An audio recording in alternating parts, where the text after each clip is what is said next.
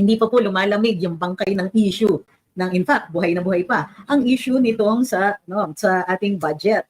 At mayroon pong bagong nagpa-file ng kaso tungkol dito. Particularly, and ito'y masaya, kasi diniscuss nila kung ano yung subsidy na hindi pinondohan nitong gobyerno to. Yes, we will also discuss the NSC, huwag niyo akong unahan.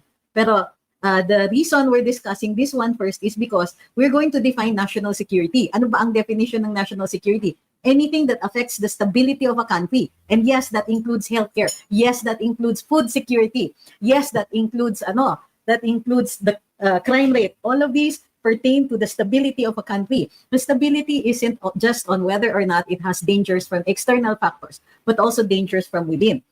When we talk about national security, we aren't just talking about the security of the people or the government, but of the state itself, meaning the whole is affected when you talk about national security. Okay?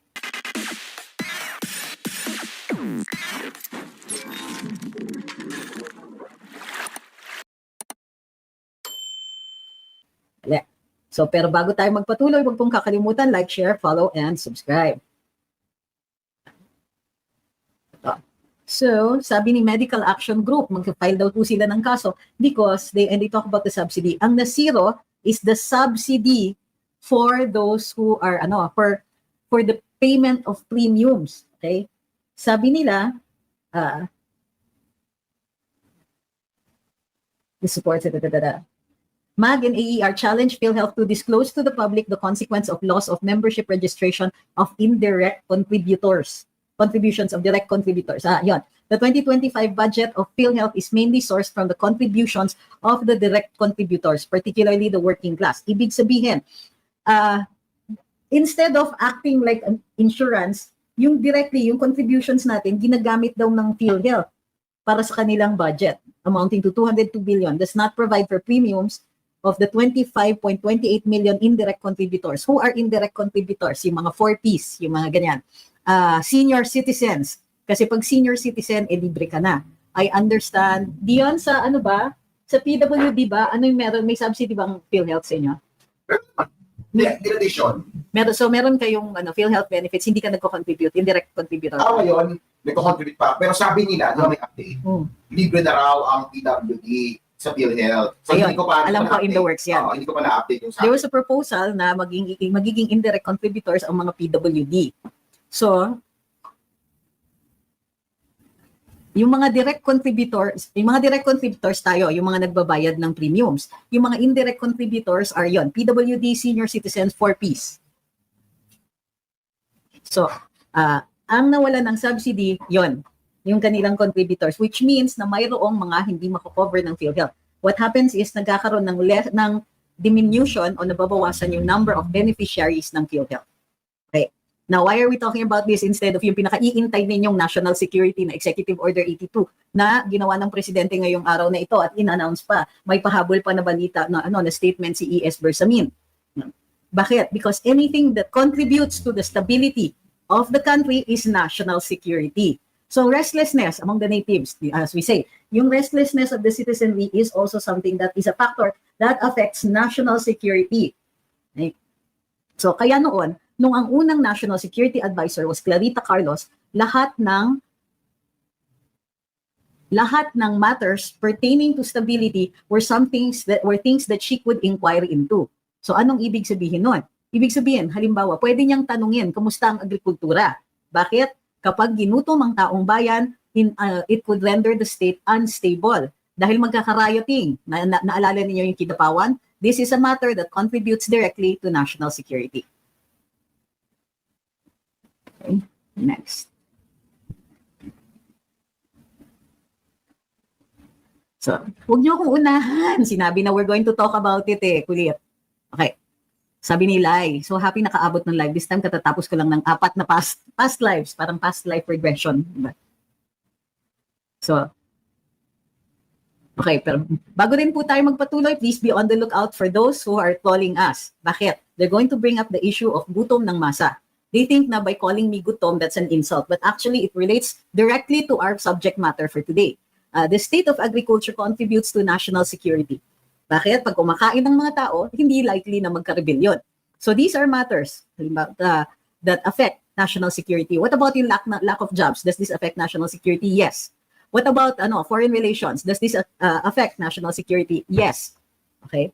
The stability of a country depends also on good foreign relations. So halos lahat maaaring would be a matter of national security. So, is everybody on board? Are we all discussing this, or we're just looking for an opportunity to post a comment? Sa akin, okay lang, either way. Pero sabihan nyo ako para we can also talk about the things that are foremost on your mind. Hi, Miss Anne. Sabi ni PBK, upcoming real estate crisis. Ano po yung issue ng real estate? I would be very happy to hear that, sir.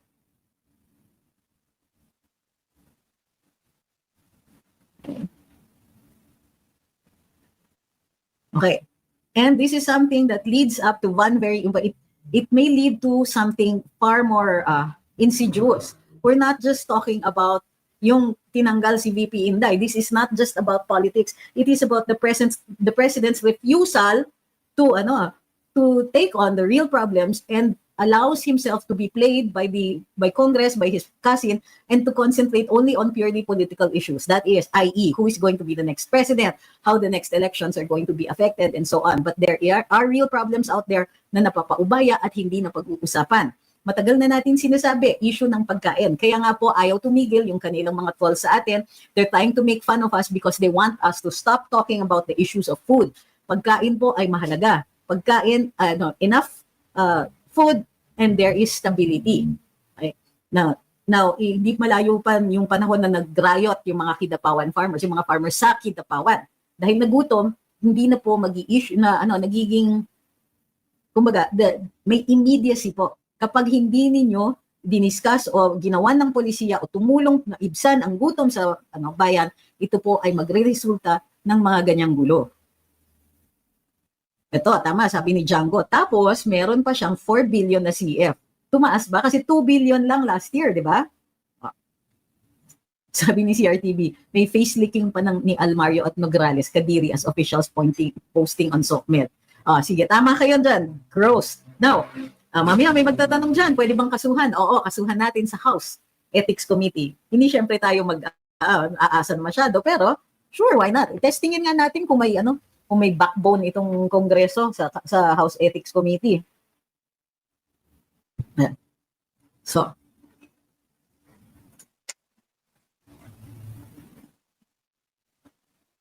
sabi ni Bright, may napanood po ako na tumakas ng North Korea. Ang sabi ay ginagawa sa kanila, ay ginugutom sila para pagkain ng isipin at walang time na mag-aklas. Pero that's not always the case, di ba? You have to keep them hungry enough para they will work for food, pero not too hungry so that they will riot. Diba? May rioting kasi, di ba? Remember, yung mga even in the 18th, 19th centuries, merong mga instances na nagra-riot talaga yung mga gutom. Tama, sabi ni Kay Toribo, skin reborn. Kung hindi pagnanakaw ang ginagawa, pag pinag-iinitan si VP, yan ang BBM legacy. Oy, huwag kalimutan, pati si dating Pangulong Duterte ay pinag-iinitan din because hindi lang po si VP Inday ang tanggal sa National Security Council, kundi pati ang lahat ng mga former presidents. Kung ating maaalala, the first National Security Council meeting of President Duterte included 4 of the living presidents. President Noynoy, President GMA, President Erap, and nagbati na si President Erap at si President Gloria noon. And buhay pa rin po noon si President Fidel Ramos. So, pero tama, ang ganda ng pagkasabi niyo, ma'am. Yan.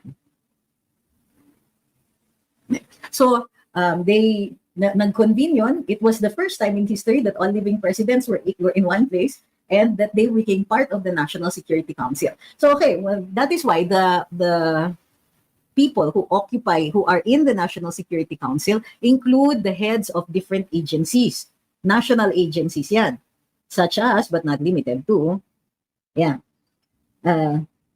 the Secretary of the Department of Foreign Affairs, Justice, National Defense, Interior, Local Government, Labor and Employment, Chief Presidential Legal Counsel, Press Secretary, Presidential Legislative Liaison Office pala, Secretary of the Presidential Communications Office, such other officials and private citizens as the President may appoint or designate from time to time. Okay. In the original, the 1987 Administrative Code, kasama talaga si Vice President and former presidents. And this was observed by other presidents. Unfortunately, since the administrative code was issued by executive order, an executive order can also change it. The exception of executive orders having the force and effect of law are the family code. Bakit? Yung mga executive orders that were issued by Cory at the time when she had dictatorial powers, she had the power to create laws, yan po ay hindi pwedeng baguhin ng EO. Pero EO 292, kung di po ako nagkakamali, yung administrative code supposedly was created by executive order, was amended by President Fidel Ramos, was amended also by President Gloria, and later on, ito na nga ang kinalabasan ng National Security Council. Reorganization of the National Security Council ang tawag sa Executive Order number 81 na inisyu ng Presidente.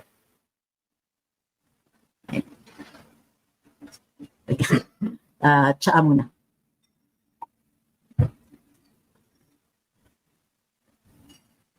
Sabi ni Ma'am Cornelia, dito pala sa YT, hanap ako ng hanap sa Facebook. Bakit? Nasa Facebook din naman po.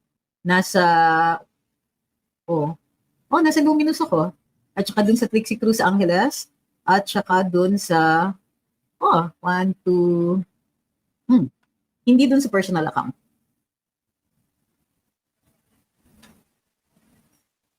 Sabi ni Pied Piper, wala nang pakialam ang administrasyon ni BBM sa current issues. The only thing they want is to cover their rear ends when 2028 comes. Sa kulungan ang punta ng mga yan. Papanagutin natin ang mga yan. Sabi ni Seki Okami, yes, so may hindi makaintay tungkol dun sa issue ng ating Vice Presidente na mayroon daw iniintay ng ika-4 na reklamo para sa kanyang impeachment. Kaya pala hindi gumagalaw ang Kongreso dahil nga they can only have one proceeding for impeachment per year. So, kapag gumalaw ang Kongreso, kapag ni-refer na yan to any committee or to the plenary, yan po ay considered the start of a single process. Pag may humabol na complaint after that process has begun, hindi na po yan tatanggapin. So, para dun sa mga frequently asked questions, may magtatanong na naman dyan, akala ko ba one complaint lang per year? No po, it is one proceeding per year, not by the number of complaints. A proceeding is defined as when the body or its representatives take an action. So, ano yung action dito? Natanggap yung complaint pag ito ay ni-refer to plenary or to the Justice Committee for determination of sufficiency in form and substance, then that is considered the start of a proceeding. Diyon. Ay, hot water. Thank you. So, ito yung nakikita ko madalas, sabi ni Alan Dave, tinanggal niya ang mga Duterte sa NSC kasi di-imbitado sa inauguration ni President Trump. Kasi si Trump hanga noon kay FPRD, doon pa naman sana mag-excel si BBM kasi party-party yon. Okay. Well, I can say that yes, one of my sources at the Department of Foreign Affairs has confirmed to us that both VP Inday and former President Duterte are invited to the inauguration of President Trump. The President Bongbong Marcos is not invited, nor is any of his family. Okay. Now, bakit? Well, some people say that according to protocol, you are a head of state, pero you will be there as part of the audience. So it might not be in keeping with our local protocols that our president must only meet with his counterparts. Hindi pwedeng pababa unless he's receiving them here in the country or there are other arrangements being made. So, may ganun pa pala na issue. Wait lang ko sa gilid na ulit. Thank you.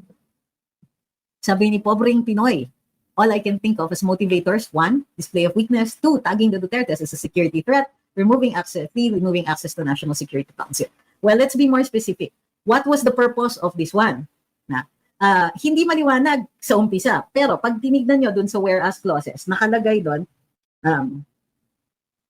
whereas there's a need to further guarantee that the National Security Council remains a resilient national security institution, capable of adapting to evolving change, challenges, and opportunities both domestically and internationally.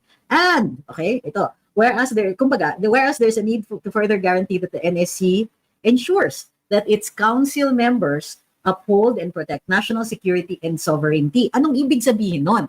One of the reasons daw, according to the executive order, kung bakit tinanggal si VP Inday, bakit pinalitan nila yung laman ng yung mga miyembro ng NSC? Para maniguro daw na ang mga miyembro nito ay nag-uphold ng national security and sovereignty. Sa madaling sabi, nagpaparinig sila. Doon sa mga tinanggal, yung mga tinanggal ay hindi sila sigurado will uphold national and protect national security and sovereignty. nang iinsulto sila, and they were doing it to an executive order. Wag na tayong magkunwarian pa. Nilagay nila in the executive order that the purpose for this reorganization is to ensure that its members uphold national security and sovereignty. Okay. Anong ibig sabihin din yan? Ay namumuliti ka pa rin. Kumbaga, hello, you're talking about the stability of the state, but namumuliti ka pa rin at nakakita ka ng isang paraan para pitikin mo yung mga enemies mo. And take note that of the living presidents, hindi, well, si GMA is trying to be neutral, but obviously is pro-Duterte. And the former President Duterte is openly against the actions of this administration. It's evident lack of response to pressing issues such as, but not limited to, national hunger. Ay, di ba? Ay, nako. O kaya, even the insecurity of ordinary people when in relation to the rising crime rate. Ay, nako. Sabi ni Ma'am Imelda, binubusalan talaga. Oo. Sabi ni Gerald Paris Arboladora, inaari niya na Pilipinas. Inaari na niya ang Pilipinas. Watch out for his next move, Gate, please. Isa-isahin niya mga political enemies niya, just like martial law, and Sarah might be put on house arrest para di na makapunta ng Manila. Let's bring him down on the 13th. I would be very mindful of our words nowadays. Bakit? Because maliwanag normaratsyada, umaandar na pa rin ang two things. Number one, impeachment ni VP Inday. Number two, People's Initiative. Akala nyo nakalimutan natin yon? Hindi inuurong ng COMELEC ang last announcement nila na malaki ang possibility na i-include nila ang referendum on People's Initiative in the next elections or plebiscite. So, sabi ni Awi, akala ko pa naman makakapag-reflect sila during the Christmas season and the New Year celebration. Ngunit pareho rin pala ang galawan. They're even starting the year with this against the VP. Don't forget, against the VP and the former presidents. Okay? Siyempre nahiya sila na i-distinguish si FPRD from the other presidents. So lahat na lang idinamay nila. Sabi ni Bronny, this government is really something of all issues that needed to be addressed. Why EO 81? Dami nating problema, for God's sake. But that's where you might be missing something. Kaya national security, yung ginagawa niya, yung dinidiscuss niya dito, okay? Tignan niyo. Inasikaso nila yung National Security Council as the principal advisory body in the proper coordination and integration of plans and policies relating to or with implications on national security. They're making it appear that there are national security issues that need to be discussed, and that the people who are not included in the National Security Council as reorganized by Executive Order number 81 is because there are people who cannot be counted on to uphold national security and sovereignty. So, ibig sabihin, nagpapahiwatig din sila, oy, may mga issues ng national security. Pero merong mga tao na hindi natin pwedeng paupuin dahil they might not uphold national security and sovereignty. They might not protect national security and sovereignty. Nagpapahiwatig sila that there are some people involved in destabilizing the country. So what is next? What other things destabilize the country aside from crime rate, food, and all that? Of course, enemies of the state trying to overthrow the duly constituted authorities. So, ano yung posibleng actions aside from this? Pinapatatag nila ang National Security Council para matanggal yung mga hindi mag-uphold ng national security. Ano pa ba? Ano pa ang pwede nilang atupagin? Wait lang. Para eksakto yung words.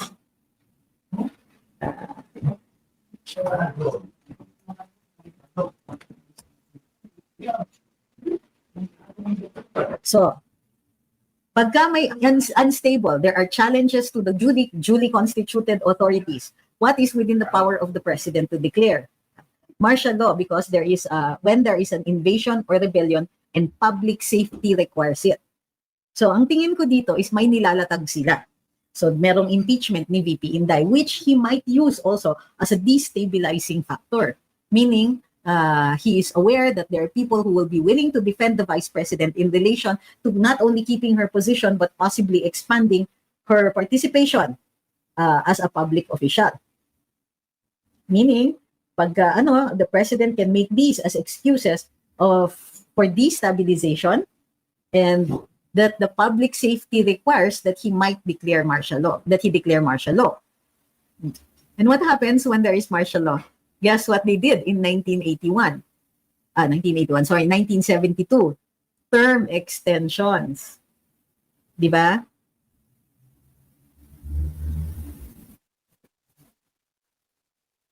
Oh, it's not about that. Sabi ni CRTV, akala nila maku-hurt nila si VP at PRD sa pagtanggal nila sa NEC pag pumalakpak ang security ng bansa. Pumalpak ang security ng bansa, masisisi pa ba nila si VP at si PRD? Yes, actually.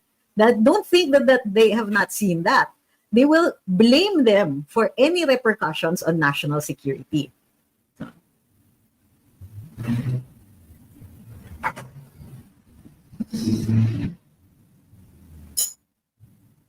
Sabi ni Shian, ma'am, kailan po kaya gagalaw yung ethics complaint laban kay Castro? Ba't ako yung tinatanong nyo? Hindi naman ako congressman. Huh? Alam nyo, it will really be, may mga ethics complaints na natutulog na at gigising na lang yan kapag wala na yung mga kongresistang nirereklamo. Hi, kay Katz.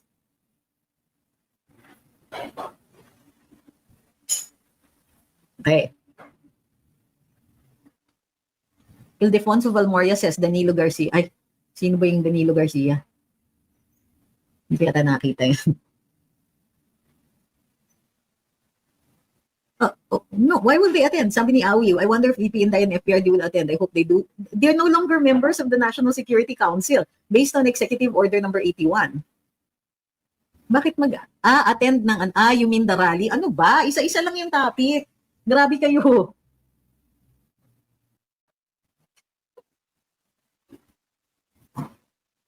Weaponization of authority po, attorney na naman sila. Authority is a weapon. The law is a weapon. Stop using the term weaponization. You weaponize something that's not already a weapon. Those are weapons. They're control mechanisms. So, di ba? Hindi, sabi ni Judeline, nilalaro lang ni BBM ang mga tao, walang respeto, gahaman sa pera at kapangyarihan. Hindi niya nilalaro. I think he just doesn't know any better. Which is weird. Saan sa Constitution Balls nakalagay yung na ang VP kasali sa National Security Council? Hinahanap ko kanina, hindi ko nakita. It only says that the Constitution mandates civilian control. Civilian authority is at all times superior to the military. Establishes the President as Commander-in-Chief. The President heads the National Security Council. Saan po doon nakalagay na the Vice President is a member of the National Security Council? Ang alam ko, that's in the Administrative Code of 1987. Which was created by executive order.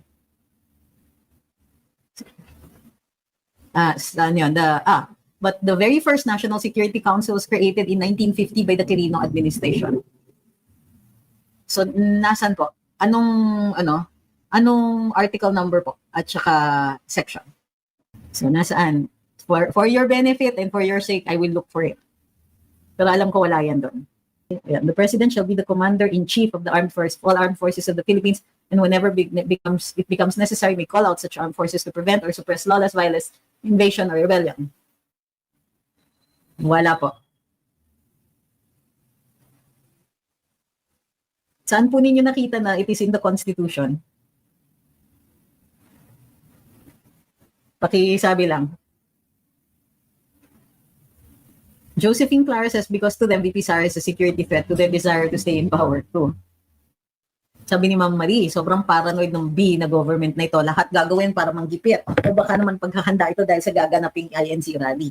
Ang sabihin niyo baka may they will take as evidence things like rallies, what the Vice President says, etc. to indicate a state of lawlessness or that the public safety will require the declaration of martial law. Ang tingin ko niyan, this is about martial law. Because why will you say that these people do not uphold the national security? Tama. Sabi ni, nasan ba yan? Patatutini, ang declaration of martial law, which was Proclamation 1081, is curiously similar to Executive Order number 81, parehong number. Sabi ni Daddy M, baka nga ganun po ang iniintay nila yung magkaroon ng gulo. Yun, correct. Ano po iniinom nyo? Tsaa. It's brown rice tea, sabi. Sabi ni Shian, papunta po kayo sa INC rally? Yes po. No, that's not what it said. Sabi ni Busog Kid. The EO states the VP is not relevant. Saan nakalagay doon? Binasa nyo ba? It does not say that. I just read it. It does not say that.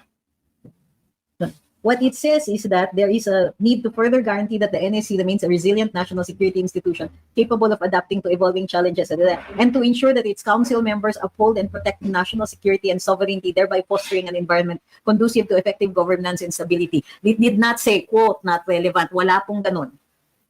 Perla says, hindi ko akalain na magkaganito ang bansa natin. Nakakalungkot. Akala ko tungo na tayo sa mabuting pamumuhay. Ay, the best laid plans of mice and men. Sabi ni Andy, we have an insecure B president. Sabi ni Teddy, bakit po pinag-uusapan ang NSC? Meron bang nangyayari na? Ni-reorganize nga kasi ng presidente. The presumption, of course, being that there are national security concerns that warrant this kind of reorganization. Sabi ni Juan de la Cruz, ramdam na hindi mananalo these elections ang kalaban. Kaya they are now starting to create something na matigil ang eleksyon. Pwedeng term extensions, pwedeng suspension ng eleksyon because the national security, because the public safety warrants it. Okay, I keep expecting these questions. May violations po ba pag-alis ng VP sa National Security Council? Wala po. No, I have it. Thank you for thinking of that. So, eto pa. Sabi ni Executive Secretary, EO, para i-clarify, para hindi magmahalata masyado na si VP Inday ang pinupuntirya, tsaka si former President Duterte ang pinupuntirya ng kanilang reorganization. Dyan yung lumabas yung not relevant. It's not in the EO. So sabi ni ES Bersamin, the VP is not considered relevant to the responsibilities of membership of the NSC. But that is not what the EO says. The EO says it seeks to ensure that its members uphold national security. So, magka-opposite statements yung dalawang yan.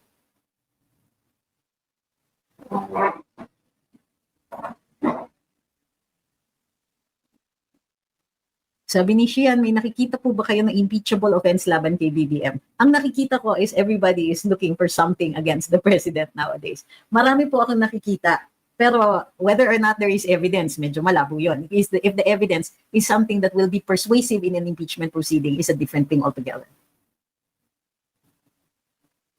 Kakasabi ko lang, sabi ni Dodds, bakit kailangan tanggalin si VP Sara sa NSC? Anong rason ng Admin Marcos? Sabi nga, to ensure that the membership of the council upholds national security, that its council members uphold and protect national security and sovereignty. Ibig sabihin, para sa kanila, hindi pinoprotektahan ng mga taong tinanggal nila ang national security at sovereignty.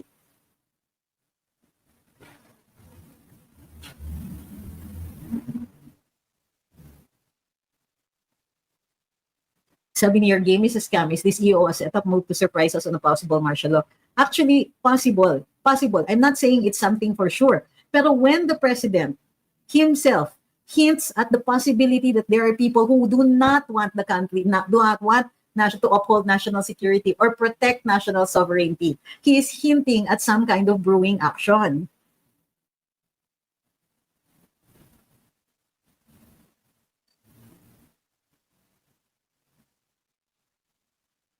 So ganito ang nangyayari with previous presidents. From Fidel Ramos, under the 1987 Constitution, nagdadagdag siya ng miyembro ng National Security Council, but this is the first time na may nagtanggal. Pwede kasing gawin ng presidente as needed. So kunwari, Agriculture Secretary, kailangan ka dito sa National Security Council meeting dahil matindi ang gutom ng mga tao. National security din po ang issue ng laganap ang sakit. Pandemics, epidemics are matters of national security. So sometimes the Secretary of the Department of Health, the Secretary of Health, can be asked to sit in the National Security Council. That's why nung inumpisahan natin itong live discussion natin, I had to point out that any matter that contributes to the instability of the country is a matter of national security. Okay? So, pwede kang magdagdag. Pwedeng temporary yung dagdag, but this is the first time na mayroong nagtanggal. Sabi ni Phil Shield, tayuan ko na, ayokong ninakawan ng ating bansa kasi bilang Pilipino, karapatan ko rin protektahan ang ari-arian at yaman ng ating bansa. May karapatan ba tayong ganito as per our law? Well, we can file taxpayer suits, di ba? Kapag naggawa ng batas na masyadong mabigat sa taxpayers, pwedeng questionin. Pag pinagamit yung tax money natin, but I have to double check kung ano pa yung mga provisions, yung mga requirements nun. Pero yes, pwede naman po na mag-file ng kaso as taxpayer kapag yung mga katulad nito, budget. Pwede nating questionin yung budget, not for its wisdom, but if it violates the Constitution. And we do it as taxpayers dahil tayo, ang pera natin yung ginagamit nila. Yes po. Hi kay Jemuel, ngayon lang daw siya nag-comment. Sabi ni Autumn 24, weak president talaga. But this is where I can't say na weak siya, I agree, kasi napapamihasa niya yung kanyang pinsan. But on this matter, I don't say weak, I say malice. I say malicious. Kasi sinabi niya talaga, to ensure that the members of the National Security Council will uphold and protect national security and sovereignty. So, nagtanggal siya ng miyembro. Ibig sabihin, yung mga miyembro na tinanggal niya might not uphold national security, might not protect national sovereignty. So this is not about weakness, this is about malice. This is about aspersions cast on the former presidents as well as on the vice president. Because the vice president has been, under the administrative code, always a member of the National Security Council. Bukod pa dyan, bakit miyembro ang vice-presidente? Kasi kung may mangyari, unstable nga, may mga posibleng mga pangyayari that might cause upheavals within the country, kailangan makapag-take over ang vice-presidente kapag na-incapacitate yung Pangulo. Kung hindi mo gawing miyembro ang vice-presidente, anong mangyayari pagka suddenly she is thrust into the position of commander-in-chief dahil naging incompetent yung Pangulo? What are they planning? Why are they taking the vice president out when, because of the line of succession, her position in the National Security Council is justifiable? At any time ba, I don't remember if Duterte excluded VP Lenny from a National Security Council meeting. Alam ko sa cabinet, in-exclude siya kasi hindi siya cabinet member. VP Lenny attended National Security Council. Uma-attend siya ng NSC. President Duterte did not exclude Vice President Lenny from the National Security Council meeting in 2016. Let me see, 2017 ba? Hindi na kinonvene in 2017. It was convened for COVID and she attended.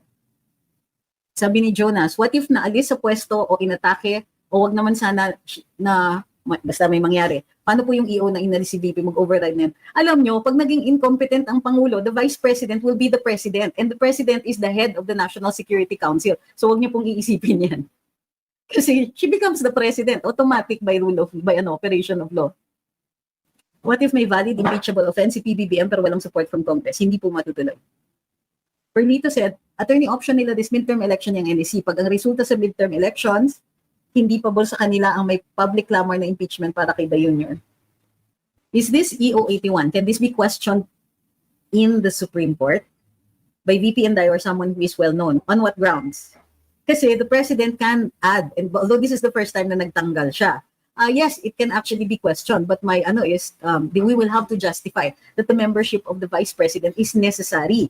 Now, the problem is there is no set by law the presence of the vice president. Kasi nga the EO will be presumed legal, valid.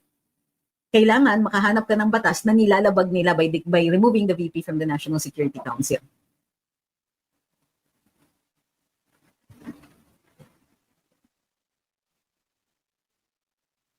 Sabi ni Ma'am Christine, BBM, the root of the country's instability, he needs to introspect, but too much to ask for fried neurons. Sabi ni Darrell, isa sa side effect ng pulburon, hallucination. So you know why, bakit nasa isip niya na may threat without realizing na siya and fam niya ang cause ng instability. Sabi ni Ponyos, nagrego doon sa NSC, tapos ayaw pa rin nilang aminin na nag-loyalty check sila.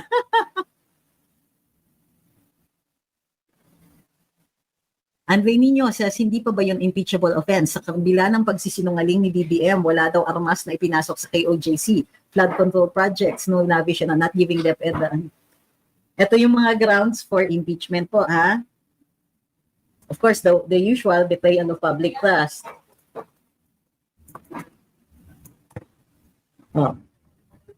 Treason, bribery, graft, and corruption, other high crimes or betrayal of public trust.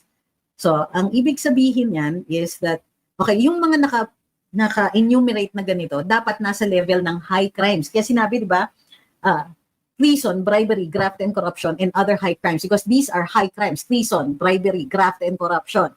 High crimes. Betrayal of public trust. What is a public trust? Hindi lang yung basta tiwala. Public trust is, in this case, the office is a public trust. Means it is something that was given to you, alagaan mo yan, make it better, para pag sinoli mo sa tunay na may-ari, may kita na, or mas maganda na. So, hinihiram ang public office. That's why it's a public trust. You borrow it, but you return it eventually to the people. So, meron ba silang betrayal of public trust? Titignan niya yung mga na nandyan. Ibig sabihin, you violated the terms of your office. You're supposed to work for the people, and so on. But it must be, the offense must be at the level of not crimes, but high crimes. Kaya ngayon ang argument natin with VP Inday, hindi pwede yung failure to liquidate o yung liquidation ay kulang, etc. It has to be a high crime. It must, if it's going to be graft and corruption, kailangan nasa level of high crimes. May favorite ba kayong flavor ng tea? Mint, but not Moroccan mint. Ano po? Di ba? Ano ba? Ito, brown rice tea, chamomile, ano pa ba? Yung mga ganon. Green tea, pero dapat hindi pa din green tea lang. Yung green tea with mint, yung mga ganon. Sabi po ni Darwin, posible po ba may tinatago ang admin kung stable o hindi na ang economy natin? Bakit hindi nakasama si VP? I think you're on the right track, Sir Darwin. Mayroong instability na hindi pa evident ngayon, but they take out the vice president and put the blame on her. Ang tingin ko that will be cause of any instability in this country will be the budget, will be money, will be the failure for officials who are accountable to the people to work for the people.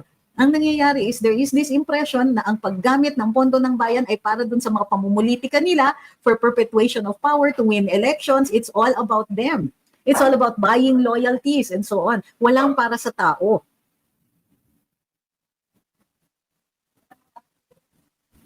Totoo ba hindi invited si BBM kay President Donald Trump? Hindi po talaga.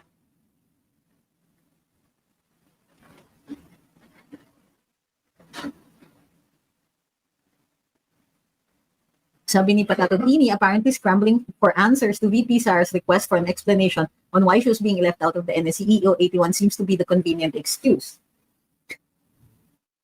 Oo nga, no? Hindi siya relevant. But why issue an executive order when they could have just said, hindi naman relevant sa iyo ang mga meetings natin sa national security. Ako ang tingin ko, the instability of this country is because of the budget, because of the gross violations of accountable officers in the management and use of public funds. Hanggang ngayon, anong public works projects ang mapagyabang nila ngayon?